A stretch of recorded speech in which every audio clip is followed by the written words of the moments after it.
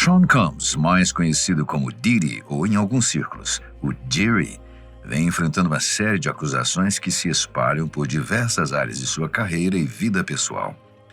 Entre essas denúncias, as mais recentes transcorrem sobre o seu suposto envolvimento nos assassinatos dos maiores rappers de todos os tempos, Tupac Shakur e The Notorious Big. Tem ganhado atenção e despertado antigas teorias e controvérsias. Vale lembrar que desde a sua prisão em setembro do ano passado, Diddy vem respondendo a processos e denúncias, desde tráfico sexual até extorsão. Mas as investigações e relatos não pararam por aí. No dia 28 de fevereiro, o cofundador da Bad Boy Records, conhecido como Kirk Burroughs, processou o ex-parceiro de negócios Diddy, alegando anos de ações predatórias contra ele e uma promoção geral de um ambiente tóxico de coerção, medo e manipulação psicológica, conforme os documentos judiciais obtidos. Num dos documentos, um fato inédito foi revelado, revisitando o assassinato do astro Biggie Smalls. Lembrando que, além de Kirk, recentemente um garoto de programa também denunciou estupro por parte de Diddy e disse que o cantor o ameaçou para que ele não contasse nada com as seguintes palavras: "Se eu conseguir que Pac fosse atingido, o que você acha que pode acontecer com você?", referindo-se a Tupac. De acordo com os documentos judiciais citados pela People, Burroughs alega que Combs o sujeitou a repetido assédio sexual, agressão física e cumprimento forçado dos atos sexuais degradantes.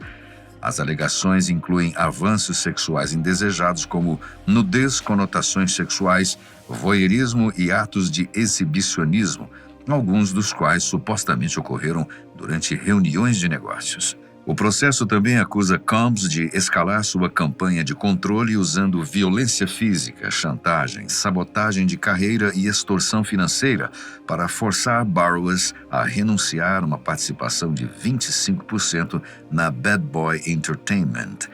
Burroughs processou Combs anteriormente em 2003 por um suposto incidente de 1996, embora esse caso tenha sido rejeitado.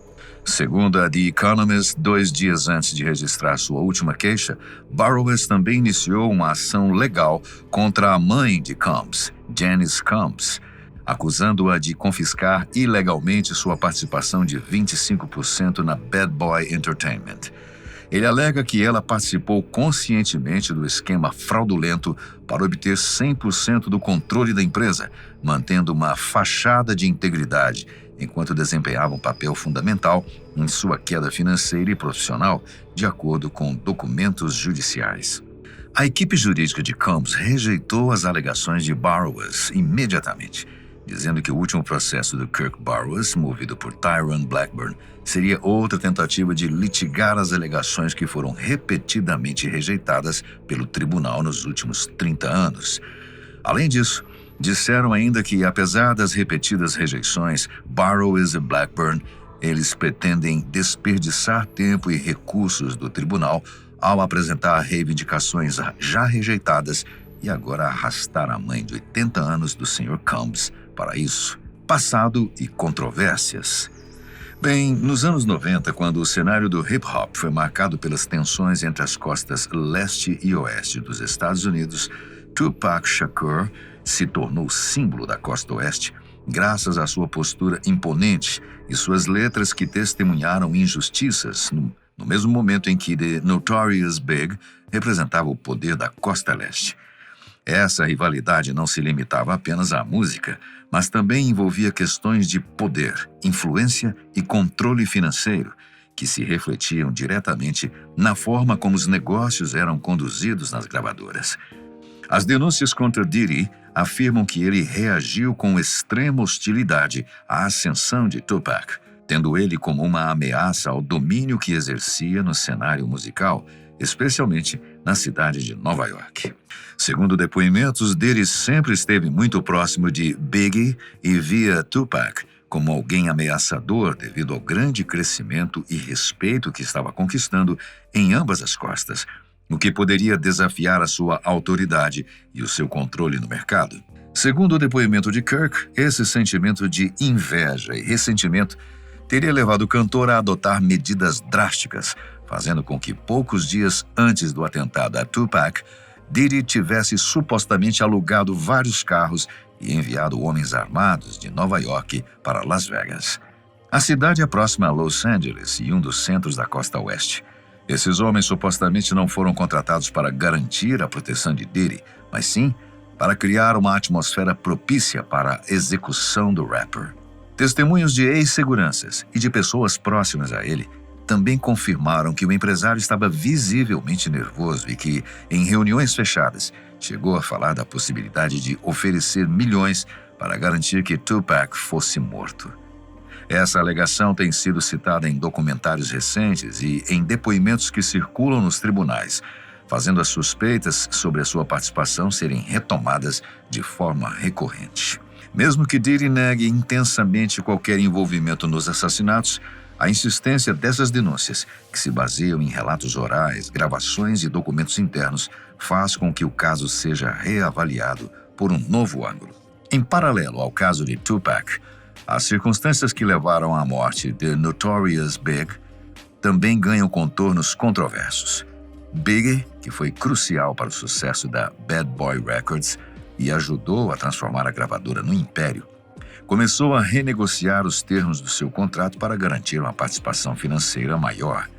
Essa mudança de postura, que muitos viam como legítima, foi interpretada por Diddy como uma traição. Segundo os depoimentos, o empresário reagiu a isso isolando Biggie e distanciando ele de contatos estratégicos, o que teria contribuído para criar um ambiente de tensão e rivalidade dentro da gravadora. Há relatos de que, mesmo após um acidente que deixou Biggie com ferimentos graves, o que o tornava vulnerável, Diddy insistiu para que ele permanecesse em Los Angeles, desconsiderando os riscos evidentes. Numa situação descrita por testemunhas, quando Biggie estava a caminho do aeroporto para viajar para Londres, Diddy teria ligado para ele e ordenado que cancelasse o voo para permanecer na cidade e participar de uma festa. Essa decisão é interpretada por alguns como parte de uma estratégia de controle e imposição de poder, na qual Diddy estaria disposto a colocar em risco a vida de Biggie para manter a sua influência e reforçar sua autoridade. Numa gravação de 2009, um ex-segurança afirmou que Diddy foi citado repetidamente com referências a oferecer milhões para resolver o caso de Tupac. Essas gravações, divulgadas por veículos como Vice e The Sun, sugerem que o empresário pode ter tido um papel ativo na negociação de valores exorbitantes para garantir a eliminação do rapper, motivado por rivalidades e disputas internas que remontam à época do auge do hip-hop. Enquanto Diddy sempre se posicionou como um mentor e um visionário que ajudou a lançar carreiras e transformar a música, as novas evidências e depoimentos lançam dúvidas sobre a forma como esse sucesso foi alcançado. Será que, para manter o seu império e garantir sua posição no mercado, o empresário teria recorrido a métodos extremos e até mesmo violentos? Essa é a pergunta que volta a cada nova denúncia e a cada nova revelação sobre as movimentações que ocorreram nos dias que antecederam os atentados a Tupac e Biggie. Bem, a colaboração entre agências federais e reabertura de investigações que acontecem há quase 30 anos tem permitido que novas evidências sejam analisadas. Operações conduzidas pelo Departamento de Segurança Nacional, que resultaram na apreensão de dispositivos eletrônicos, registros financeiros e excesso de lubrificantes e drogas, corroboram as denúncias de que Diddy realmente utilizava os seus recursos para organizar festas e encontros destinados a relações ilícitas. Esses elementos, combinados com os depoimentos, formam um quadro que desafia a versão oficial de que o empresário nunca teve qualquer envolvimento com os assassinatos de Tupac e Biggie. Enquanto o julgamento federal do cantor, marcado para maio de 2025, se aproxima, o sistema judicial se prepara para lidar com um dos casos mais complexos e polêmicos dos últimos tempos.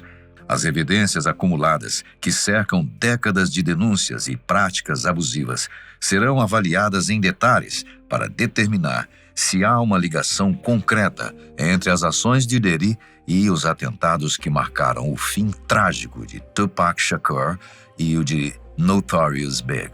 Diddy afirma a inocência. Embora Diddy insista em sua inocência e afirme que as alegações são só interpretações equivocadas ou conspirações criadas para manchar a sua imagem, a quantidade de depoimentos e de evidências documentais torna o debate inevitável. O cenário se complica ainda mais com a intensificação dos processos civis que correm paralelamente ao processo criminal, onde mais vítimas continuam a se manifestar e a buscar reparação. Essa rede de acusações não se limita apenas aos casos envolvendo os assassinatos dos rappers, mas se estende a uma série de processos que apontam para um padrão de comportamento abusivo e de exploração, e que teria sido parte integrante do império construído por Diddy. O impacto disso pode alterar não apenas o legado do empresário, mas também a maneira como a indústria do entretenimento lida com casos de abuso e exploração no futuro. Recentemente houve também a notícia de que o rapper Jay-Z comemorou a retirada de uma das denúncias.